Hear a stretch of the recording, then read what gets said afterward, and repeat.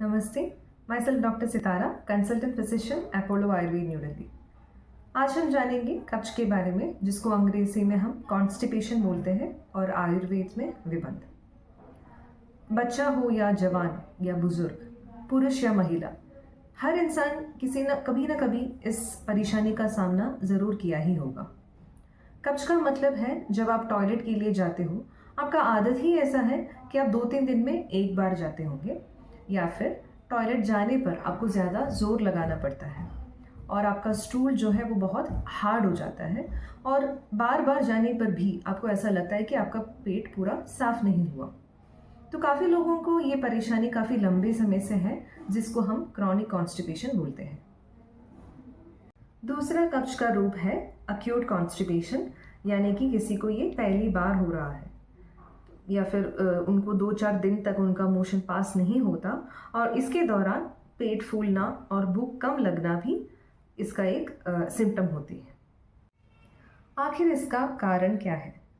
उम्र के साथ कब्ज का एक एसोसिएशन है। ज़्यादातर लोग जो 50 साल की उम्र से है उनको ये परेशानी देखी जाती है और जैसे जैसे उम्र बढ़ती जाती है करीबन 30% लोगों को ये प्रॉब्लम होता है। गर्भावस्था के दौरान प्रेग्नेंट लेडीज़ या फिर गर्भिणीज़ को भी ये प्रॉब्लम हो सकती है। और दूसरा मेन एक रीज़न है less intake of fibrous food, यानी कि अगर आपका खान पान में ज़्यादातर ठंडा और सूखा या फिर कच्चा खाना है तो ये एक कारण हो सकता है।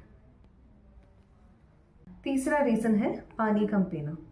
नॉर्मली एक दिन में कम से कम 3 लीटर पानी पीना चाहिए। मौसम के अनुसार इसका अमाउंट जो है वो थोड़ा सा ऊपर नीचे हो सकता है, लेकिन अगर आप पानी कम पीते हैं तो आपका मोशन जो है वो सूखा हो सकता है और उसके वजह से आपको कॉन्स्टिपेशन या फिर कब्ज हो सकती है। एक और रीज़न है अपना लाइफस्टाइल। लंबे समय तक बैठे रहना, फिजिकली इनएक्टिव रहना और टॉयलेट में फ़ोन्स या मैगज़ीन्स यूज़ करना, ये भी एक रीज़न हो सकता है। और कुछ लोग ऐसे भी होते हैं जो अपने मोशन पास करने का इच्छा होती है उसको दबा देते हैं। ये बिल्कुल भी अच्छी बात नहीं है।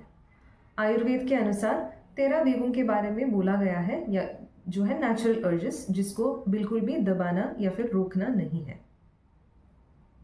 उनमें से एक है मल त्याग करना।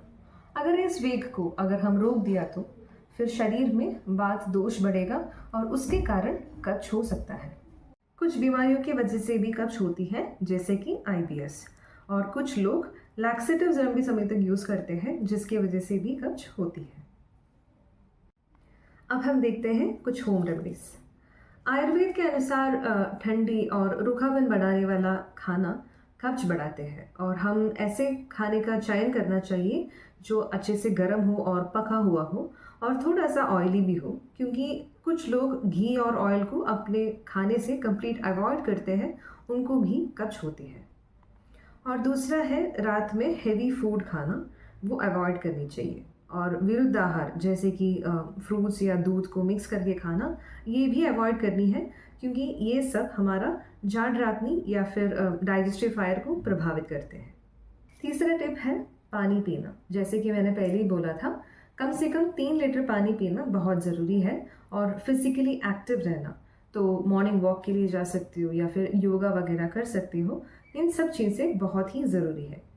कुछ आयुर्वेदिक दवाइयाँ हैं जो लोग अक्सर यूज़ करते हैं, जैसे कि त्रिफला, क्योंकि त्रिफला एक लैक्सेटिव की तरह काम करते हैं।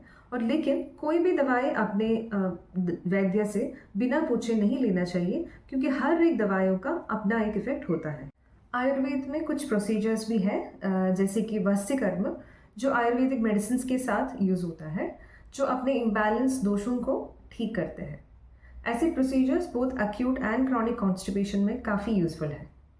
लेकिन एक बात याद रखिए, अपने वैद्य से कंसल्ट करके ही दवाइयाँ लें, कभी भी सेल्फ मेडिकेट ना करें।